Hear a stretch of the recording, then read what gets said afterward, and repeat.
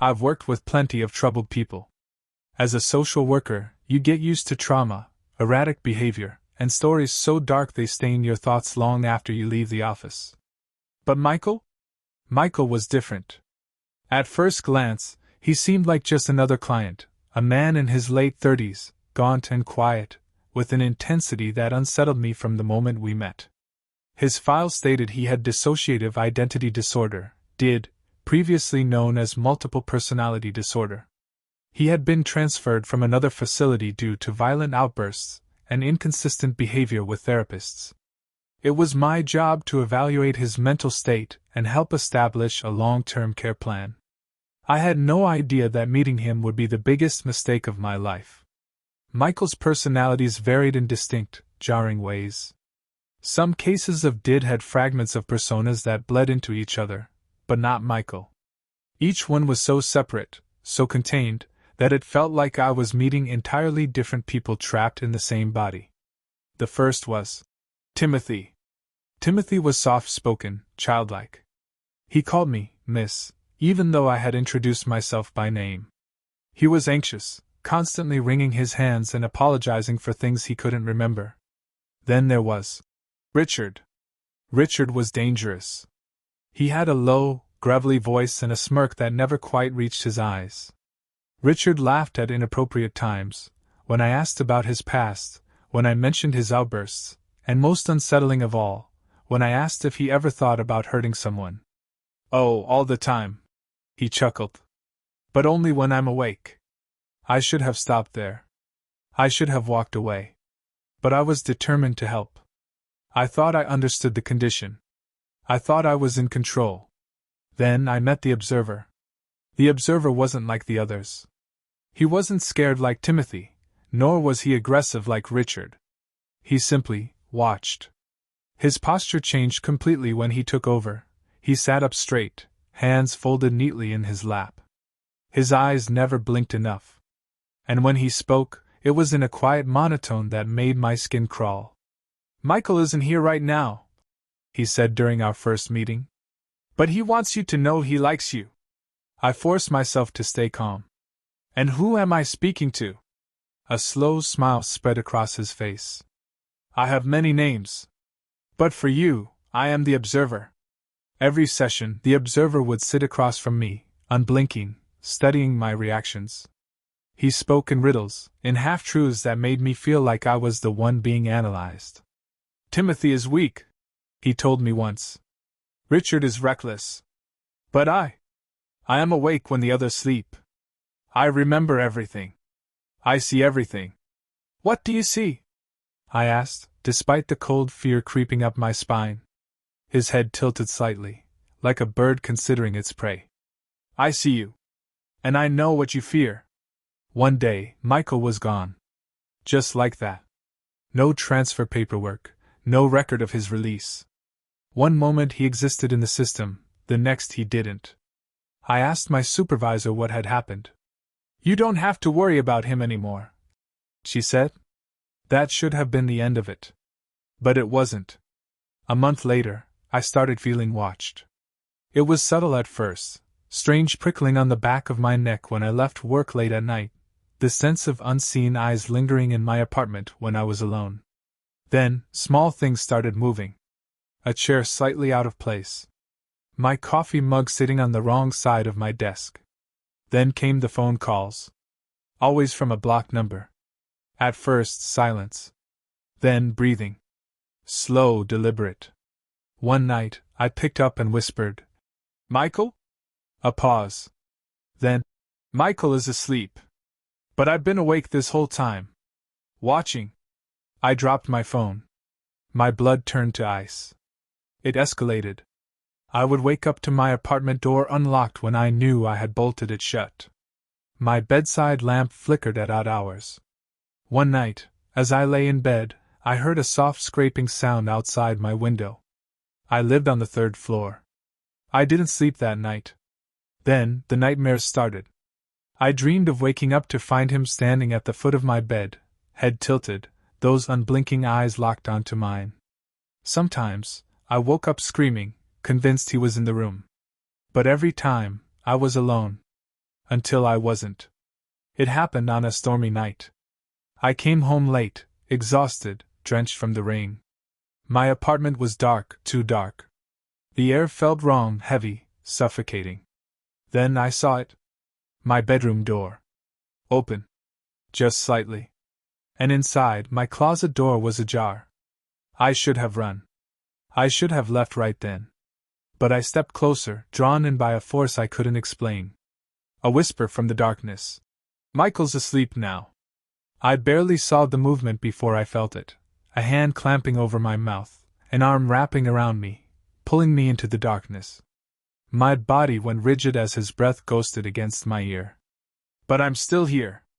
And I remember you. I don't remember screaming. I don't remember breaking free. I only remember waking up hours later, sprawled on my bedroom floor, my door still ajar. My closet still open. And the faintest echo of laughter ringing in my ears. I moved the next day. Changed my number. Left my job. But some nights, I still feel him watching. I still hear his voice in my dreams. Michael had many names. But the observer? He was never just a personality. He was something else. Something I don't have a name for. And I don't think he ever left.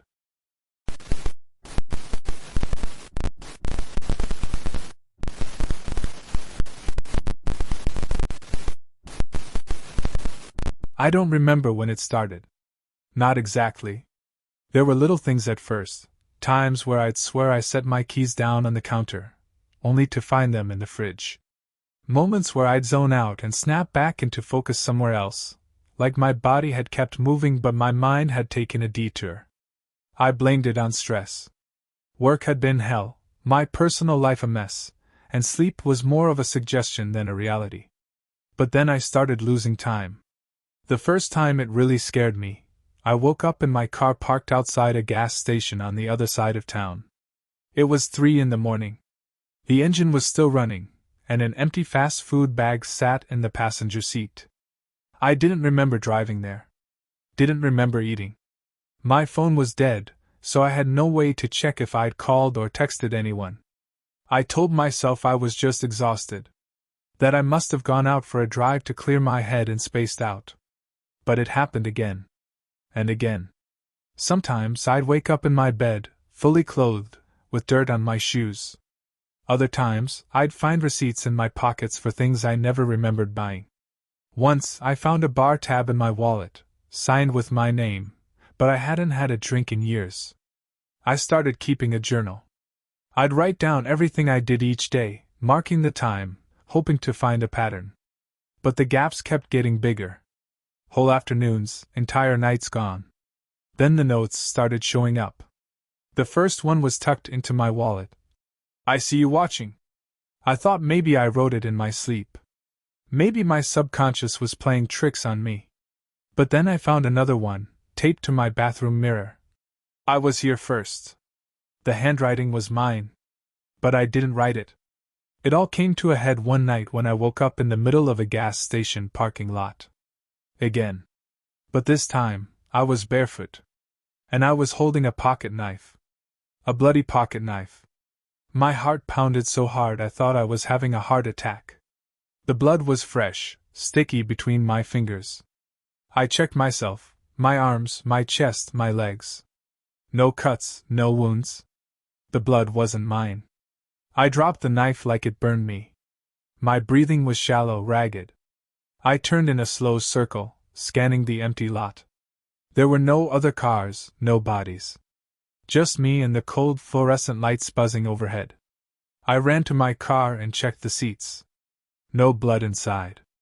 I grabbed my phone and saw a series of messages I didn't remember sending. 9:47 p.m.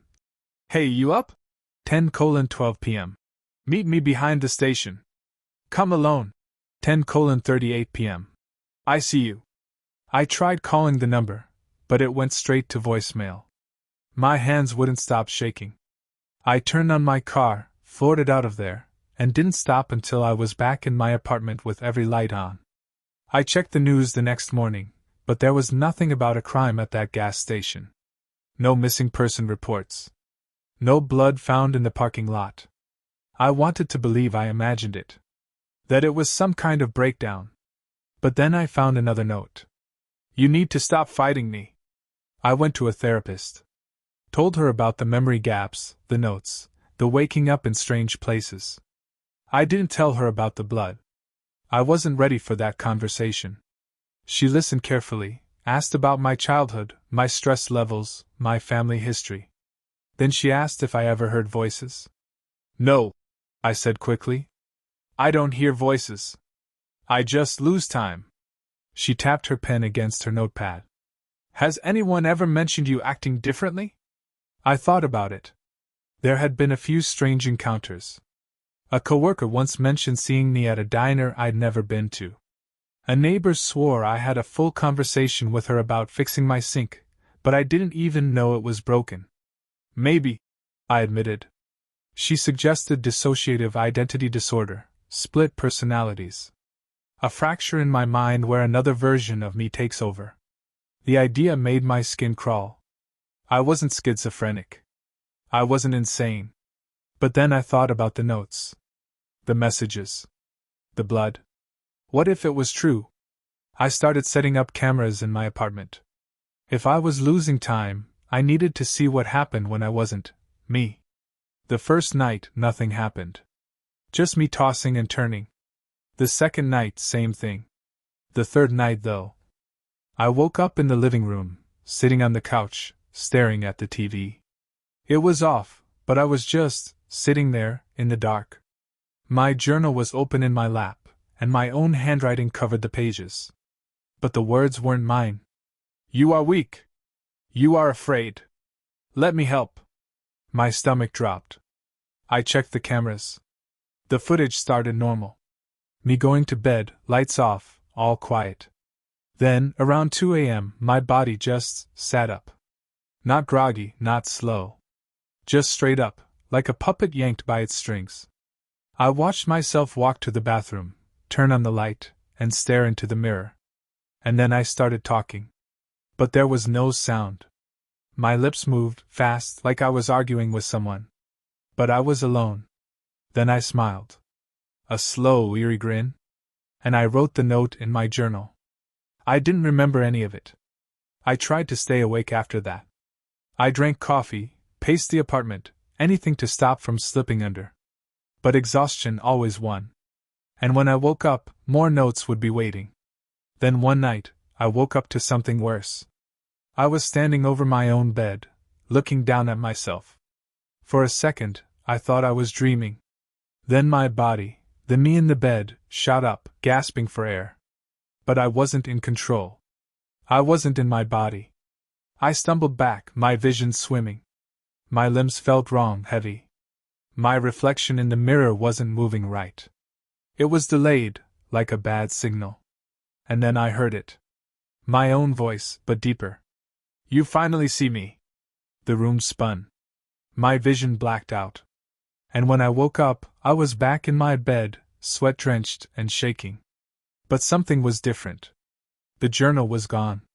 The notes were gone. And in their place, scratched into the floorboards, were the words. I'm still here.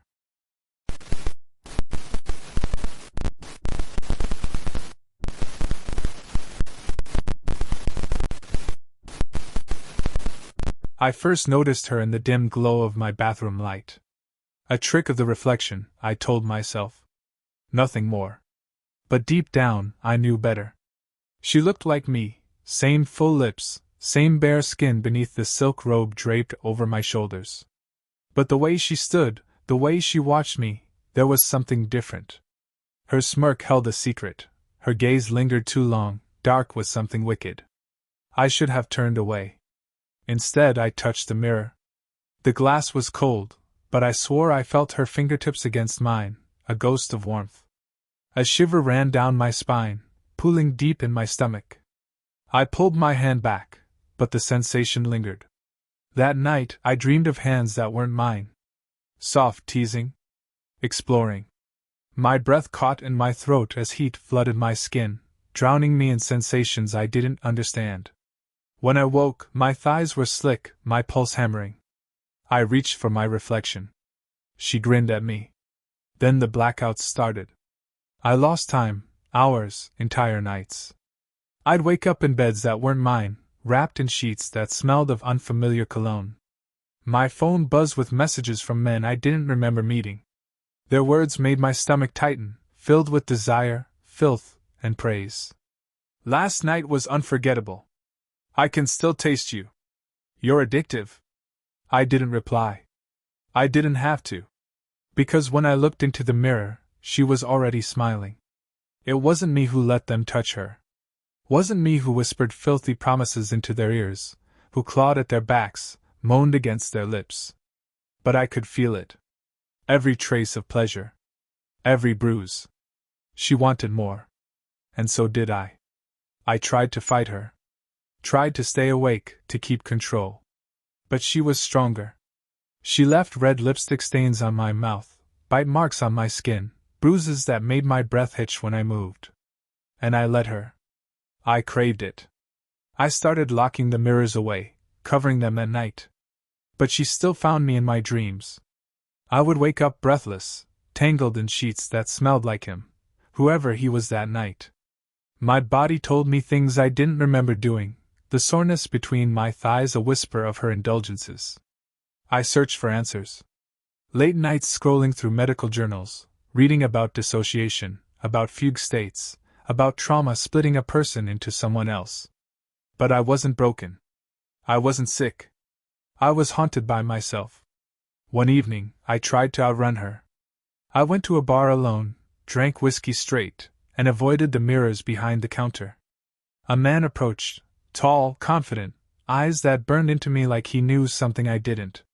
I tried to ignore him, but my body leaned toward him. Or maybe it wasn't me at all. "You don't have to play shy," he murmured, fingers tracing the inside of my wrist. "You weren't last time." My stomach clenched. "Last time?" He smirked. "You don't remember, do you?" His grip tightened slightly, his voice low. "You told me you like it rough. You begged. And I gave you exactly what you wanted." A slow chill crept up my spine. I yanked my hand away and rushed to the restroom, locking myself inside.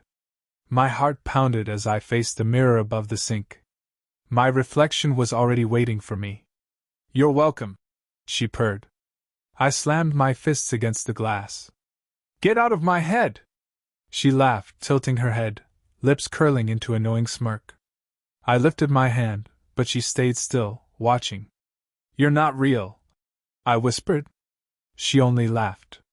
I started seeing a therapist, telling him about the blackouts, the things I didn't remember doing, the men I didn't recall meeting. He asked me questions. About childhood, about trauma, about stress. But none of it explained why my reflection had a life of its own. "You're disassociating," he said. "You're compartmentalizing parts of yourself.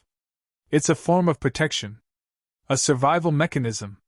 Then why does it feel like I'm the one trapped?" He leaned forward. "Because a part of you doesn't want to let go." I left his office feeling raw, exposed. I tried to piece myself together, to take back control. I stayed in, avoided the bars, refused to look at mirrors. But it didn't matter. Because she wasn't in the glass anymore. She was in me. I woke up to bruises on my thighs, scratches on my back. I stopped answering calls from numbers I didn't recognize. I smashed every mirror in my apartment, but the feeling remained, the heat, the hunger, the whispers in my mind coaxing me to give in. "You like it," she teased. "You miss it." "No." "Then why do you keep waking up wanting more?" The next time I blacked out, I woke up in a stranger's bed, my wrists sore from where he had held them. My body ached in ways that sent a thrill through my nerves, my reflection staring back at me from the dresser mirror. Her lips were swollen, her skin marked in places I shouldn't have let anyone touch. But it wasn't her. It was me. I had become her. And there was no way out.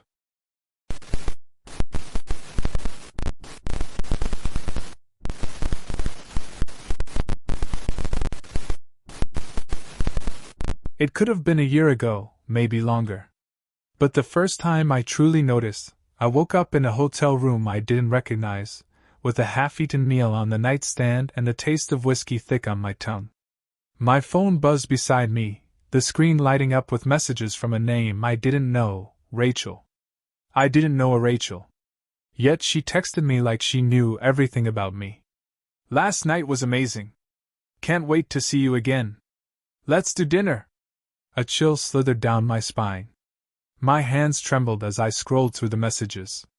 There were dozens of them, flirty exchanges, inside jokes, even plans. There were pictures, too. Me smiling. Me in different outfits, at different locations I had no memory of. A selfie of me, arms wrapped around Rachel, her lips pressed against my cheek. I didn't remember any of it. I bolted to the bathroom, splashing cold water on my face, my reflection staring back, pale, shaken, haunted. What the hell was happening to me? The blackouts kept happening. Sometimes for hours, sometimes for days. I'd wake up in different places, different clothes. Strangers greeted me like an old friend, some calling me Ethan. But my name wasn't Ethan. My name was Michael. At least I thought it was. I started keeping a journal, detailing everything I remembered before each blackout. I installed cameras in my apartment. I stopped drinking, thinking maybe that was the trigger. Nothing helped. Instead, the gaps in my life widened. I'd find new receipts in my pockets for places I'd never been, hotel keycards I didn't recognize. And then came the notes. Scraps of paper left on my nightstand, on my desk, in my pockets. You need to let go. Stop fighting me. I know what you did. I didn't recognize the handwriting. Then, one night, I woke up to something worse. It was 3:12 a.m. I was sitting on my couch, staring at the TV, except it was off. My hands were stained with something dark. I flipped on the lamp. Blood. My heart slammed against my ribs. My clothes were damp with it. My fingers were smeared red. I ran to the bathroom, expecting some horrific wound, but I was fine. No cuts, no bruises. The blood wasn't mine. Terror surged through me as I scrambled for my phone. There was a new message. From my number. Check the closet. I turned, pulse hammering in my throat. My bedroom door was ajar. The closet door was slightly open. My breath came in short gasps as I stepped forward, my trembling hand reaching for the handle. I yanked it open. A woman's purse sat inside. A red dress crumpled. More blood. And at the bottom, a driver's license. Rachel's. I don't know what's real anymore. I don't know if I did this, if he did this. Who the hell is Ethan? I'm scared to sleep. Scared of what I'll wake up to next. Or worse, who I'll wake up as.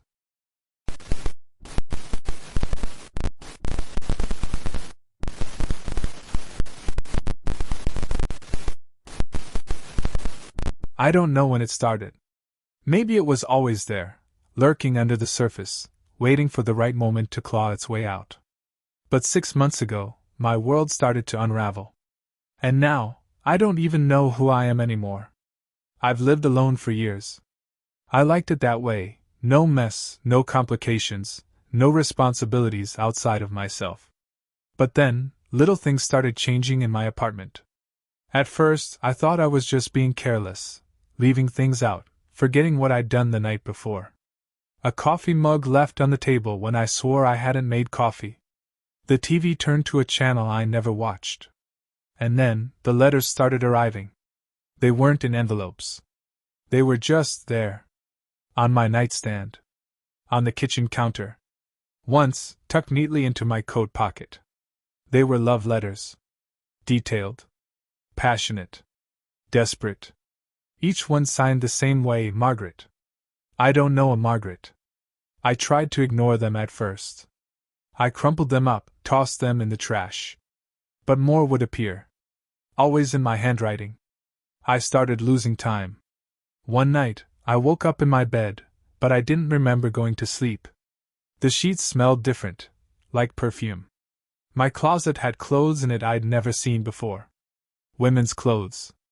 I stood in the middle of my apartment, heart pounding, every nerve in my body screaming. Someone was in my home.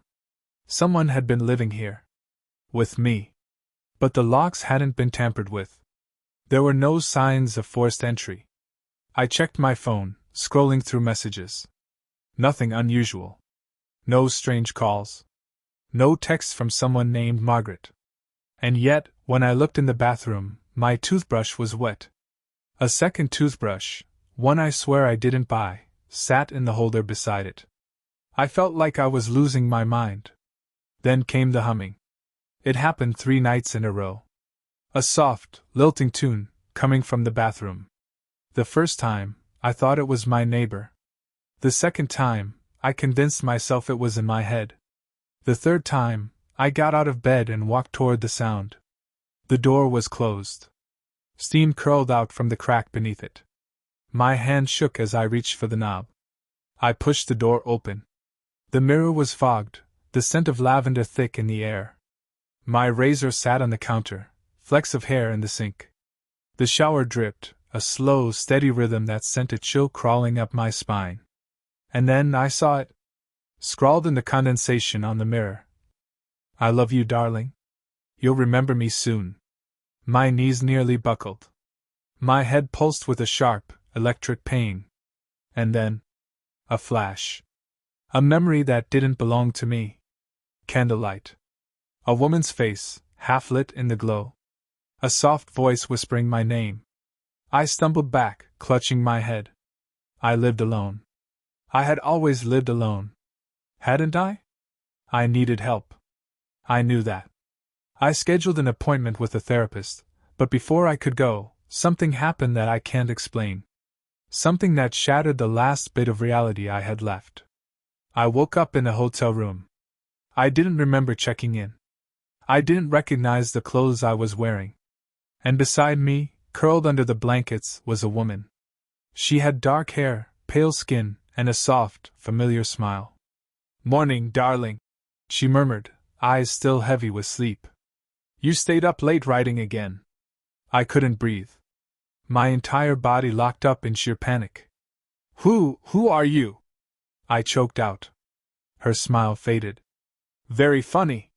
She sat up, tucking a strand of hair behind her ear. That's when I saw it. A ring on her finger. A wedding band. A matching one on my own hand. I scrambled out of bed, my heart hammering against my ribs. My hands trembled as I tore at the ring, yanking it off, staring at it like it was a snake ready to strike. This isn't real," I whispered. "You're not real." She tilted her head, expression shifting. "Darling," she said softly. "You're scaring me." Her voice. The same voice that had been humming in my apartment. I staggered back until I hit the wall, my breath coming in short, panicked bursts. "You don't exist," I said, my voice barely more than a broken whisper. "You're not real. You're just in my head." She frowned, slipping out of bed, stepping toward me. "Is that what your therapist told you?" she asked. I hadn't told her about the appointment. I hadn't told anyone. I don't remember what happened next. Everything blurred into a suffocating blackness. When I came to, I was back in my apartment. Alone. The bed was unmade, the scent of lavender still clinging to the air. I checked my hand. The ring was gone. But on my nightstand, there was a letter. One final letter. My hands shook as I picked it up. "You don't need to be afraid, darling. You don't have to fight me anymore. I'm you. And soon you'll remember everything. I don't know what's real anymore. I don't know if Margaret ever existed, or if she's just a part of me, some fractured, broken piece of my mind that I've kept buried for too long. But I do know one thing. Every night, before I go to bed, I still hear the humming. And sometimes, when I look in the mirror, I see her standing right behind me.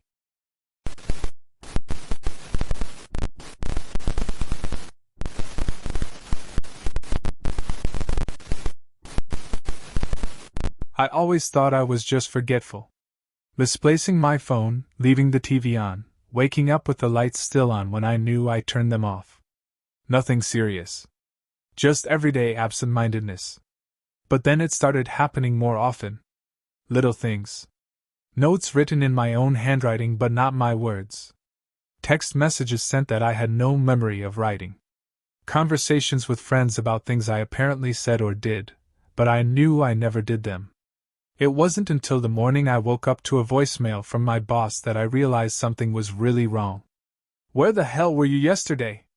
His voice was sharp, cutting through the morning grogginess. "You didn't call, didn't text, nothing. If you don't want the job, fine, but at least have the decency to quit instead of ghosting us." I sat up in bed, my heart pounding. Yesterday? I had been at work. I remembered getting up, driving to the office, sitting through a boring meeting. It wasn't a blur. I could recall details. What people wore. The stale smell of burnt coffee. Even the joke Dan from accounting made about his divorce. But as I checked my phone, reality came crashing down. No call logs. No texts. No GPS records showing me leaving my house. My car keys were still on the nightstand, and when I looked outside, my car was right where I left it. The gas tank still full. I didn't go to work. But then, where was I? The incidents escalated from there. One night, I woke up to find my laptop open on a forum I had never visited, with a post under my username that I didn't write. It was a long, rambling message about the sensation of feeling watched, of someone being inside my own skin, borrowing my body when I wasn't looking. Another day, I bumped into my neighbor, Mr. Halloran, outside. He was an older man, always polite, always reserved. But today, he was stiff, avoiding eye contact. "Everything all right?" I asked. He hesitated, then finally said, "Saw you the other night. Real late. You were just standing in your yard, staring at my house." I felt a shiver run down my spine. "What? You don't remember?" I shook my head, my mouth dry. "Well, you were out there for a while. Around 3 in the morning. Didn't move. Just stood there." His eyes flicked up to my face, uneasy. "Creeped my wife out." I stammered an apology, went inside, and locked my door. That night, I set up my phone camera, propped against the bookshelf, aimed at my bed. Just in case. The next morning, I woke up exhausted, my body sore like I'd been moving in my sleep. My phone was on the floor, screen cracked, as if it had been thrown. When I played the video back, my blood ran cold. At first, everything was normal. Me sleeping. Then, at around 2:56 a.m., I sat up abruptly. But it wasn't normal. My movements were stiff, unnatural. My head tilted too far to the side, like something was off about the way my body moved. Then I swung my legs over the bed and stood. I walked out of frame. For the next 2 hours, nothing. Then, at 5:13 a.m., I came back into view. I was smiling. Not just any smile. A slow, creeping, unnatural grin, stretching my lips too wide. My eyes locked on the camera. Then I walked forward, out of frame, and a second later the phone was thrown to the ground. I nearly dropped the device. My entire body was shaking. It wasn't me. It wasn't me. I started losing more time. Gaps in my memory, sometimes hours, sometimes entire nights. I found strange clothes in my laundry, men's hoodies that weren't mine, shoes a size too big. My search history was filled with places I'd never been, websites I'd never visited. Then, one night, I woke up in my car. I was parked outside a 24-hour diner across town. My hands were gripping the wheel so tight my knuckles were white. My mouth was dry, my breath coming in short gasps. I checked the clock. 4:22 a.m. The worst part? I wasn't alone. In the passenger seat was a crumpled piece of paper. My handwriting, except, not quite mine. It was too sharp, too jagged. It read, "I like it when you let me out." I scrambled out of the car, shaking so bad I could barely hold my keys. I drove home with my pulse pounding in my ears. I needed help. Now. The therapist's office was warm, inviting, but I felt like an intruder sitting on the leather couch. Dr. Reynolds studied me carefully as I told her everything. The blackouts. The footage. The notes. When I was done, she leaned forward. Have you ever heard of dissociative identity disorder? I shook my head. It's a condition where a person's identity fragments, multiple personalities, or alters, take control at different times. She watched my reaction. What you're describing sounds very much like did. I swallowed hard. So there's someone else inside me? No. They are you, just different parts of you. Your mind, for some reason, has split itself. These notes, the texts, the footage, it's all you, even if you don't remember doing it.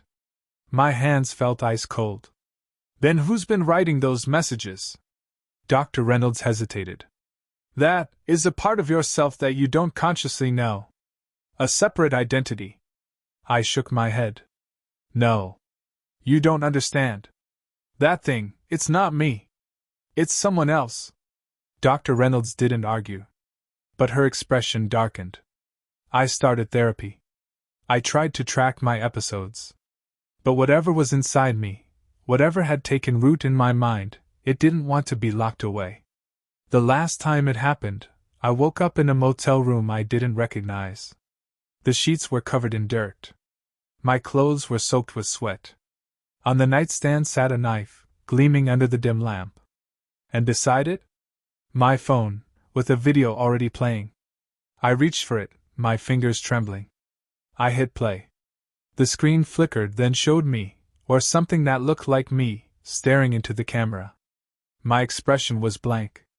My head tilted slightly. Then I smiled. A whisper came through the speaker, barely audible. But I recognized the voice. My own. You can't get rid of me. The screen cut to black. I ran. I don't know how long I ran, how far, but by the time I stopped, my lungs burned and my legs were weak. I don't know what's happening to me. I don't know if this is really a disorder, or something worse. Something unnatural. But I do know one thing. It wasn't me.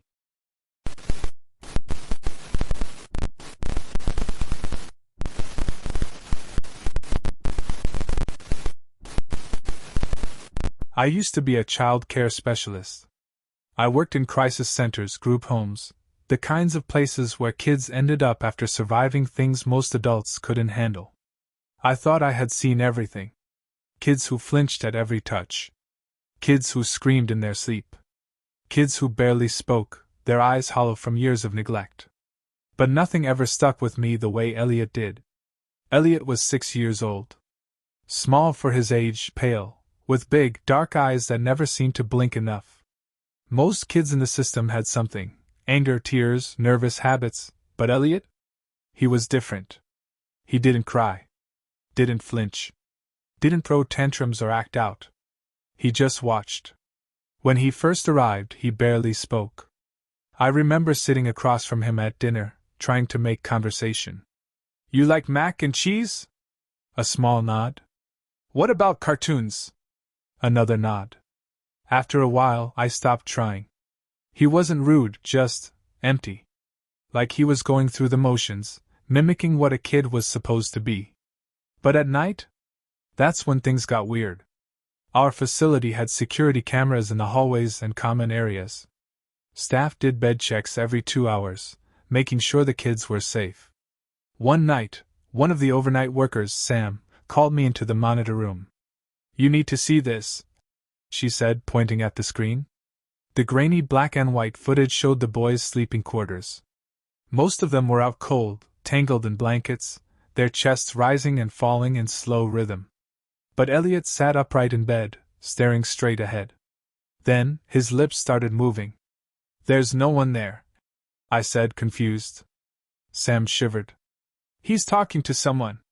The footage had no sound, but I could see it, his mouth forming words, his head nodding slightly, like he was answering invisible questions.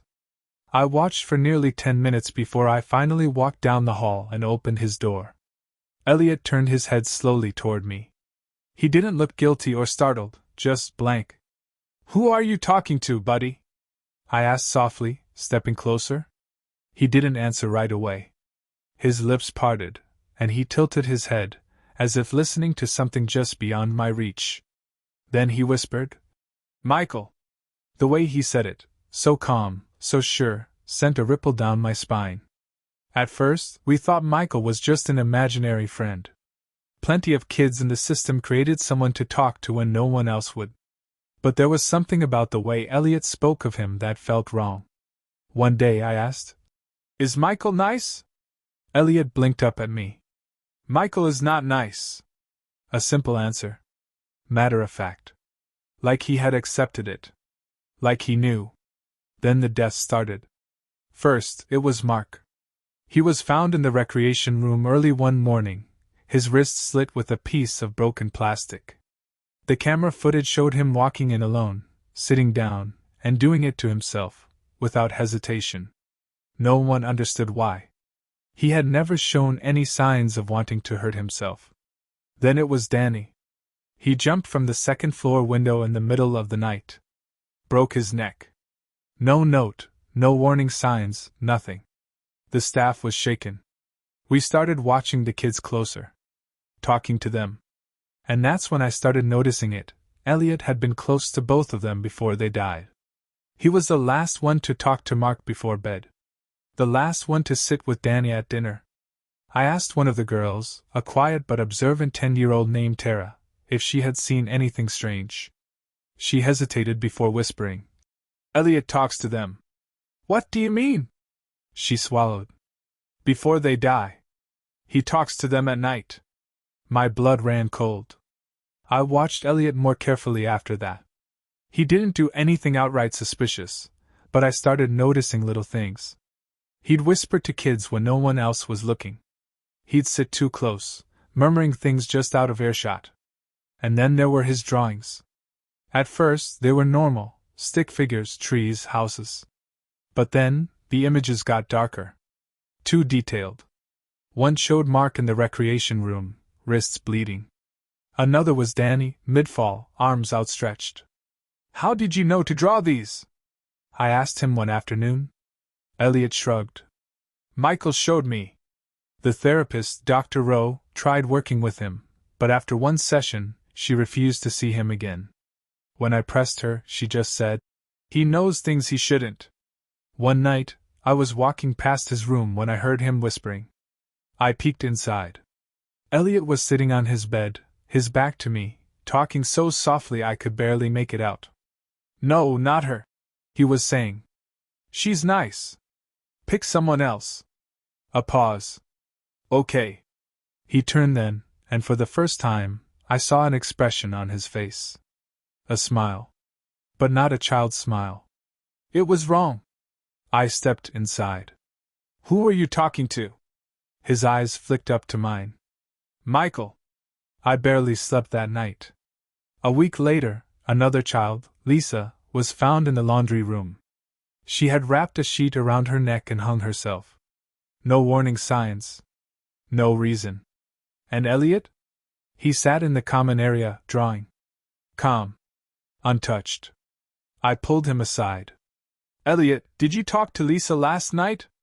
He looked up at me with those wide, dark eyes. "She wanted to go," he said simply. "Michael just helped." The words made my skin crawl. I went to my supervisor, told her everything, but what could we do? Elliot had no physical involvement in the deaths. He was just a kid. A kid who whispered to others. A kid who somehow knew what they would do before they did it. Dr. Rowe eventually diagnosed Elliot with dissociative identity disorder. Michael wasn't imaginary. He was another part of him. The part that whispered, that convinced, that pushed. A personality that had learned how to manipulate. And when Elliot disappeared from the facility without a trace one night, the deaths stopped. Just like that. No more suicides. No more accidents. The air in the facility changed, as if something dark had lifted. I wish I could say I was relieved. But I wasn't. Because Elliot didn't die. He didn't just vanish into nothing. He's somewhere. And I can't shake the feeling that Michael is still whispering. Finding someone new. Picking his next friend.